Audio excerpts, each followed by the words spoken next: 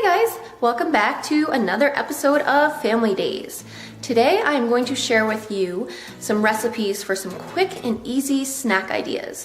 These are great for kids, they're also great for adults, and they also keep well in the refrigerator and the freezer, so you can make a large batch ahead of time and have them to snack on all week long. Okay, let's get started. First, you're going to slice the cucumbers. I slice them about 1/2 inch to 1/4 inch thick.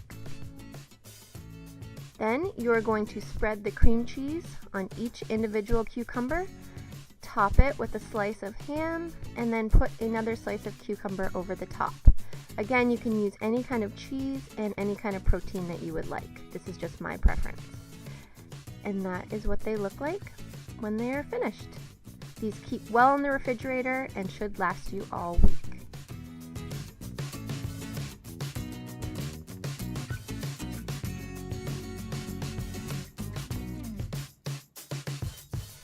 For this recipe, you'll need some frozen berries, some fruit juice of your choice, some gelatin, and a liquid sweetener. I chose maple syrup. You could also use honey or liquid stevia.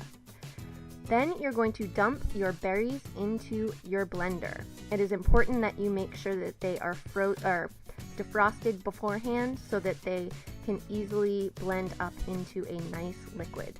You want it to be the consistency of applesauce.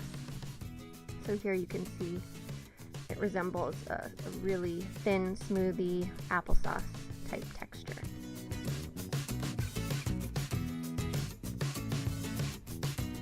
Next, you are going to pour 1 cup of your pureed berries into a bowl.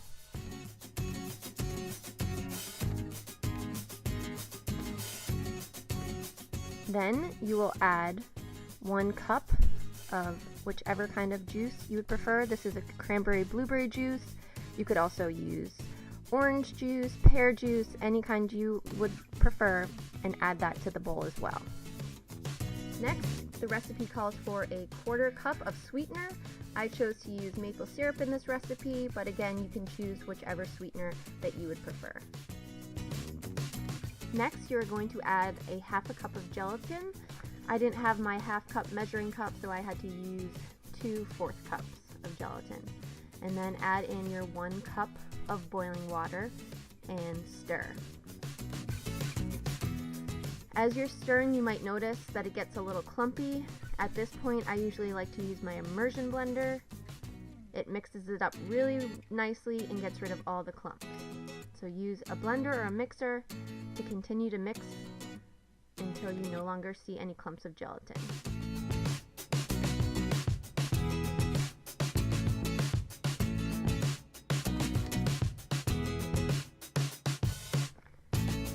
Next, you're going to pour your mixture into a dish.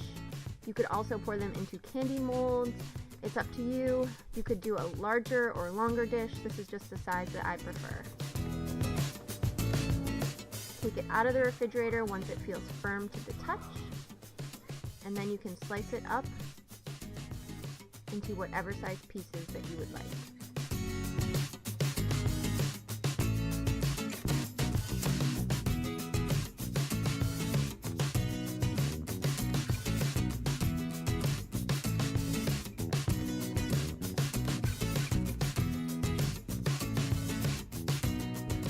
Next, you are going to want to take the pieces out of your dish. Here I'm putting them on a plate, but you could just as easily put them in a Tupperware container to save for later use during the week.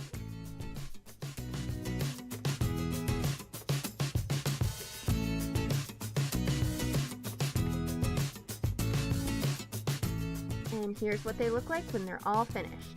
They are a delicious snack, they are high in protein, and I would highly recommend them.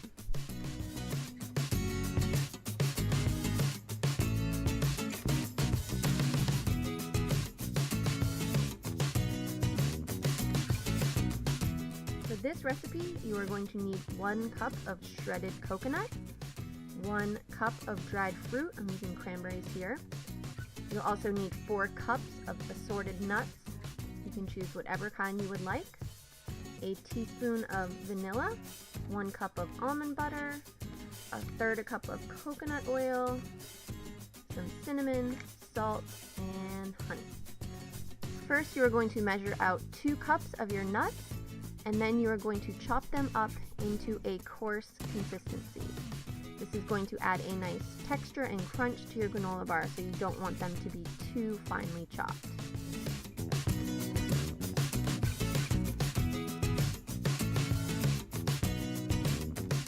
Once they are all chopped, you're going to add them to a large mixing bowl. Next, you are going to measure out 2 more cups of assorted nuts and add them to a food processor. And then you want to grind them into a very fine mixture. When it is finished, you can open it up, and what you want it to look like is a coarse sand.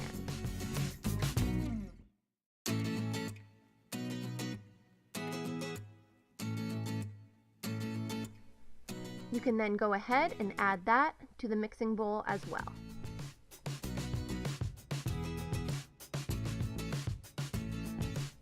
Then you're going to add 1 cup of dried fruit. I used cranberries.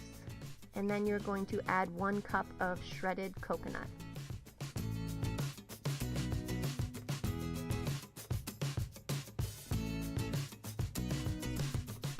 Next, you want to mix all the ingredients together until it is all well incorporated.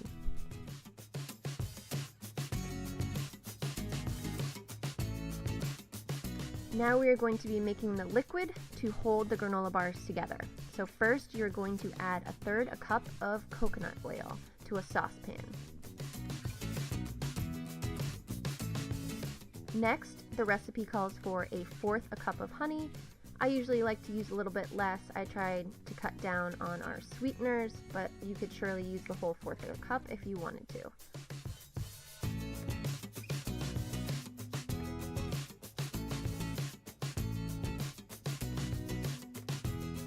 Next, you are going to add 1/3 cup of almond butter to your saucepan.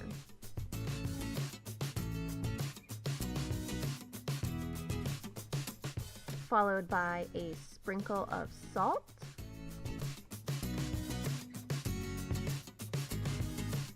Next, you are going to add 1 teaspoon of cinnamon.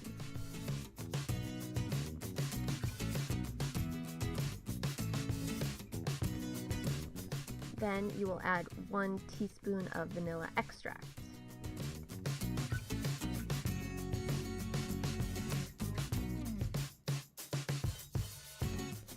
Once all the ingredients are added to the saucepan, you want to cook it over medium heat, stirring constantly. Once you see the bubbles start to form, that's when you know that it's done. At that point, you want to pull it off the stovetop and add it to your ingredients. So here you will add it to the nut mixture. And once you have it all out of the saucepan, then you just start to mix and mix and mix until it is all well incorporated together. And you want to make sure that all the wet liquid covers all the dry ingredients.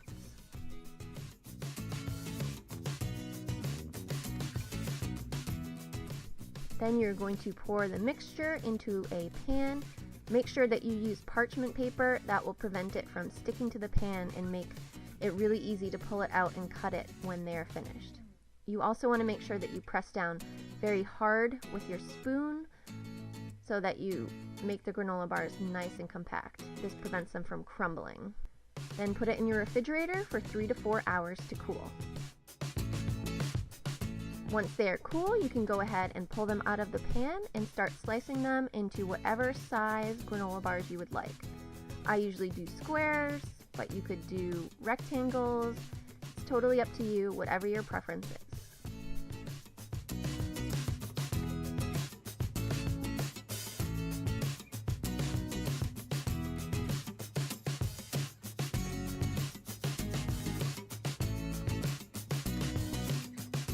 And here's what they look like when they're finished. These keep great in the refrigerator, and you can also freeze them as well if you make a really large batch.